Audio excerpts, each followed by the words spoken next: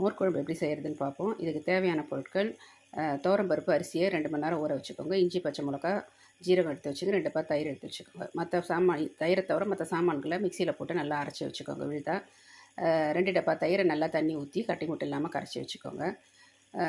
அந்த விழுதை வந்து இதில் நல்லா கலந்துருங்க. அதுக்கப்புறம் உப்பு போட்டுக்கோங்க. உப்பு, மஞ்சத்தூள், பெருங்காயம் போட்டு கலக்கி வச்சுக்கோங்க. இவ்வளவுதான் நம்மளுக்கு மோர் குழம்பு. அடுத்து பெருங்காயம் போட்டுக்கோங்க. போட்டுக்கிட்டு அடுப்பில் பாத்திரத்தை வச்சு எண்ணெய் ஊற்றி கடுகு, உளுத்தம்பருப்பு, காஞ்ச மிளகா, கறிவேப்பிலை, பெருங்காயம் போட்டுக்கோங்க. போட்டுக்கிட்டு நம்ம வெண்டைக்காய் போட்டு மோர் குழம்பு செய்கிறதுனால வெண்டைக்காய் போட்டு நல்லா அது கொழப்பு போகிற வரைக்கும் நல்லா வதக்கிக்கோங்க. வதக்கிக்கிட்டு அதில் வந்து நம்ம கரைச்சி வச்சுருக்கிற மோரை எடுத்து ஊற்றிட்டு நல்லா முட்டை கொதி வர வரைக்கும் நீங்கள் போட்டுக்க வேண்டியது. அப்புறம் கொத்தமல்லி கீரையை கிள்ளி போட்டு விட்டுதான். மோர் குழம்பு ரொம்ப கொதிக்கக்கூடாது, திரிஞ்சிடும். இவ்வளோ தான் மோர் குழம்பு.